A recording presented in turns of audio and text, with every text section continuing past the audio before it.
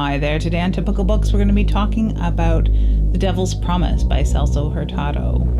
This is a young adult, but very adult, horror story sent to me by Inkshares, and I will say right off the top, I got to the end of this book after an extremely satisfying ending, a wonderful book entirely from beginning to end, and turned to the acknowledgements and saw my name. So thank you, Celso, and I am very proud to have been part of the beginning with Ghost Tracks. So equally proud to have read this. Thank you so much, Inkshares, for sending it along.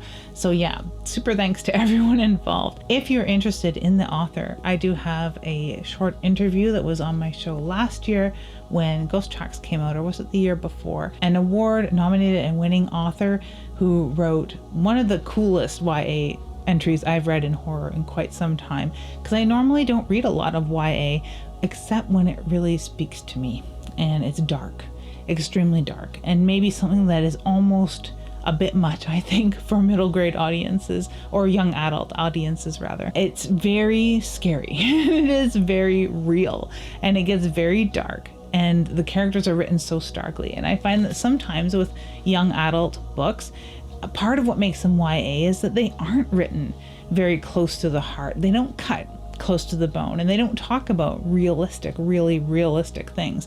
I mean, you can go to a lot of dark academia for that sort of stuff, or a little bit of dark magic realism, but this is real horror. This is Exorcist level scares from a young adult's point of view. And Erasmo Cruz isn't in high school. He has a car. He has a grandmother that's in the hospital, that is in dire need of medical help.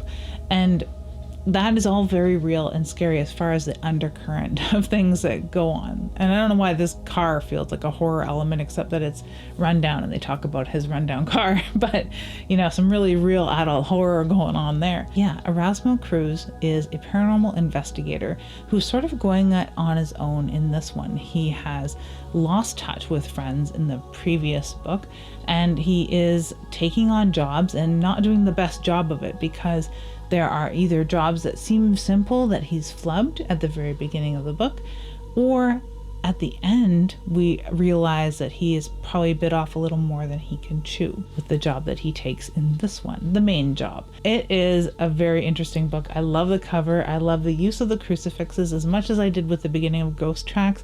And there's something about this particular book that you get through up until the very last couple pages, and there's something that happens that is almost like a plot twist, like a Fight Club Shyamalanian twist, that doesn't like make you with a groan. It's not like that sort of twist, but there's something that makes the whole beginning of the story just so much more rich, so much more touching, and so much more sad. I absolutely will not spoil it, but I will say that I got to those last few pages and the pit fell out of my stomach. And you know me, I don't have many human emotions, but boy, did I have one here.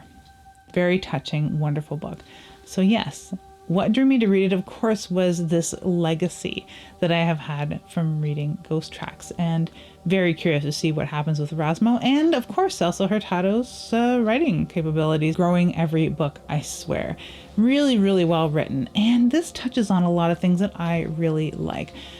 There are a lot of occult or Satanistic horrors that I've read in my time, and I'm drawn to cult stories and the occult and satanic books, you know, of any breed. And I have a healthy appreciation for the books that sort of dance around and delve into the malarkey of it all. And I have an equally huge reverence and appreciation for books that try and get really serious and, you know, put their foot down that demonology is real and demons are real, and you have to be careful with these dark forces.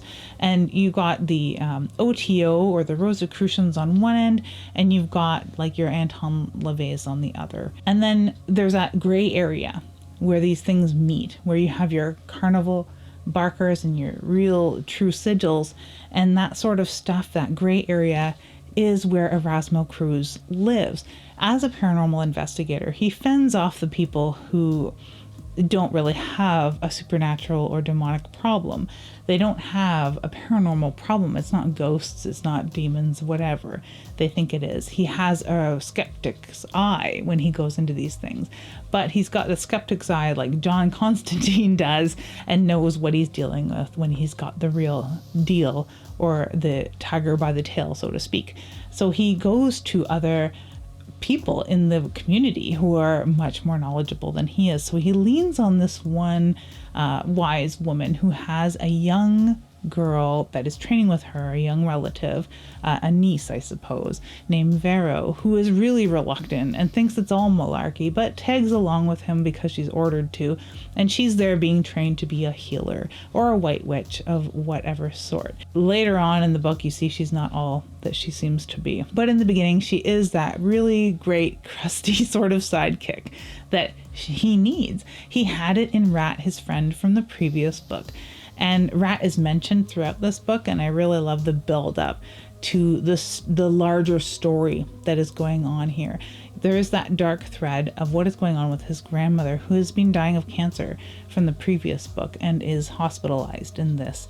So you've got these really adult threads, these dark things, him mentioning, of course, his father's drug addiction and his father's fascination with the occult and paranormal as well. His father kept a grimoire that Erasmo had discovered in the first book, and it makes an appearance here. And there are some chapters from that he reads that help inform him as far as his paranormal stuff. So I really love all of those threads coming together the way that they do at the end of this book. And I look forward to another Erasmo Cruz book already. So it's really interesting to me how a young adult styled novel really touches me so much as an adult, because it has these really cool dark forces going on as far as the occultism that is mentioned in here, mixing made up things that are fabricated in a fictional world, which this is, and touching on a lot of the real world sort of occultism that we've grown to know and love if we're followers of the dark arts. So yeah, I really, really, really, really enjoyed that. So yes, as far as what books you may appreciate when you get through it, like I said, there's a twisty little twist ending. So if you love having the rug pulled out from under you in a devious and horrible way, then you may enjoy that sort of ending. I found it just so touching and worked so well. If you want to get into a series, start reading Ghost Tracks and get into this, and eventually, I don't know if there's going to be a third one. We'll have to ask or wait and see, but I have a feeling that he may come back. Not because the ending lets off on a cliffhanger. The first one didn't necessarily. It just left you off hopeful that there is another one, because the character is just so touching. So yeah, one of the biggest plot points in this is the cult. He gets a call, Erasmo gets a call to help out this guy, Bradley Erickson, who has a problem. He has a lot of success in life, but he thinks he owes it to this cult that he had dealings with before, and something terrible has happened within his life that he also blames the cult for, because he can't really thank the cult for his success, because this may be part of his problems now. And when he meets up with Erasmo, he's, of course, like anyone, taken aback. He's like, wow, you're just a kid. And I really like the reactions that people have to him throughout the book, because it gets to have deeper and deeper meaning by the time you're done. Then that's another thing that wrapped this story up so well, is his interactions with people means something different later on. And it's really, really, really, really worthwhile, and I liked it a lot. He's dealing with this man whose wife is out of town during all of this terrible stuff, and his realizations that this cult he may have been involved in have something to do with what's going on. And that leads him to an ex-girlfriend of this man from ages ago. And all of these characters are just so successfully fleshed out, from the way that they look, the way that they talk, the way that they treat Erasmo, and the places they live, and how far he has to travel to get to these places. It's all just very grounded. I've never been to San Antonio, but I feel like I visited there after this, and I really enjoy that, because it is really grounded. And from what I understand, residents of San Antonio have said the same thing. Very cool how it makes you feel like you've gotten to see a little corner of the States, right? So I really enjoyed that. Traveling, all of the characters being so fleshed out, and this cult aspect is like any good cult, bigger than we imagine. You know, it goes deeper than we ever thought. And I really like that. The way that these cult members are presented as well is kind of terrifying. I can just picture it. I would love to see this made as a movie. And the ghost tracks as well. And this really speaks to me as far as a screenplay. I can see the way that this would be blocked out and shot, and it's just described in a very good way as far as the day and night cycles, the things that he is trapped into, the things that he witnesses while he's trying to find out more information.